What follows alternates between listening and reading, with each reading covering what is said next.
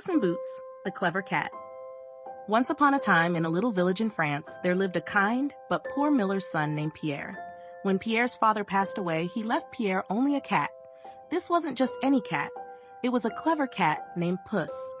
Puss had shiny, soft fur and big, bright eyes. But the most special thing about Puss was his ability to talk. One sunny morning, Puss spoke to Pierre. "Master Pierre, if you give me a pair of boots and a bag, I will make you a rich man." Pierre was surprised but agreed to Puss's plan. He found an old pair of boots and a simple bag and gave them to Puss. Puss put on the boots and looked quite dashing. With the bag slung over his shoulder, he set off into the forest. He caught some tasty rabbits and put them in his bag. Then he walked to the royal palace and asked to see the king. The king, curious about the talking cat in boots, allowed Puss to enter. Puss bowed deeply and said, "Your Majesty, my master, the Marquis of Carabas, sends you these delicious rabbits as a gift." The king was pleased and accepted the gift. Puss continued to bring gifts to the king, telling everyone that they were from the Marquis of Carabas. One day, Puss heard that the king and his daughter, the beautiful princess, were going for a carriage ride by the river. Puss quickly ran back to Pierre and said, "Master Pierre, go to the river and take off your clothes. Trust me." Pierre, though puzzled, did as Puss asked. As the king's carriage approached, Puss ran out and shouted, "Help! My master, the Marquis of Carabas, is drowning." The king recognized Puss and ordered his guards to save Pierre. When they pulled Pierre from the river, the king was concerned to see that Pierre had no clothes. Puss explained, "Thieves stole his clothes while he was swimming." The king immediately ordered fine clothes to be given to Pierre, and he invited him to ride in the royal carriage. As they rode along, Puss ran ahead to a grand castle owned by a rich but mean ogre. The ogre had the power to transform into any creature he wished. Puss knocked on the door, and when the ogre answered, Puss said, "I have heard you can turn into the mightiest animals, but can you turn into something as small as a mouse?" The ogre, eager to show off, turned into a tiny mouse. Quick as lightning, Puss pounced and ate the mouse. With the ogre gone, Puss invited the king, the princess, and Pierre to the castle. "Welcome to the castle of my master, the Marquis of Carabas," Puss announced proudly. The king was very impressed with the grand castle and the cleverness of Puss. He believed Pierre was indeed a wealthy and noble man.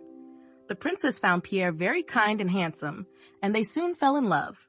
The king gave his blessing for them to marry, and they had a grand wedding. Puss became a hero and lived happily with Pierre and the princess in the castle.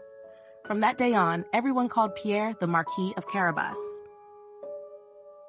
Time passed, and Pierre, the princess, and Puss enjoyed their life in the castle. Every morning, Puss would put on his boots and set off on new adventures. One day, he came across a poor farmer working in a field. The farmer looked tired and hungry.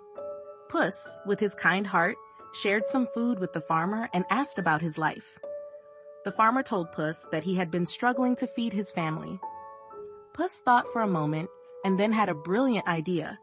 He asked the farmer to come to the castle the next day. When the farmer arrived, Puss introduced him to Pierre. Pierre, who never forgot his own humble beginnings, offered the farmer a job as the royal gardener. The farmer was overjoyed and thanked Puss and Pierre for their kindness. With the farmer's help, the castle gardens flourished. Beautiful flowers bloomed, and fresh vegetables grew in abundance. The gardens became a favorite place for the princess, who loved to spend her afternoons there, reading stories to the children from the village. One day, while the princess was reading to the children, Puss noticed a small, sad-looking girl sitting alone. He approached her and asked, "Why are you sad, little one?" The girl told Puss that her family was very poor and that her father was sick. Puss, always ready to help, ran to Pierre and explained the girl's situation.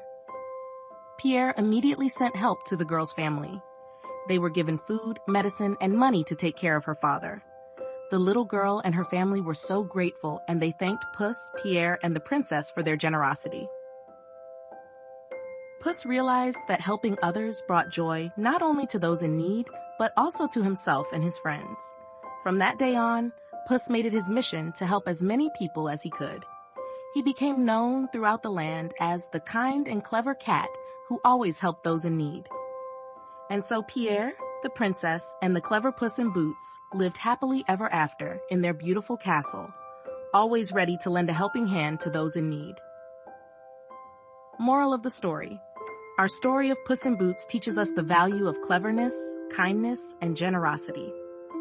Puss used his wits and loyalty to help his master Pierre, and together they showed compassion by helping others in need.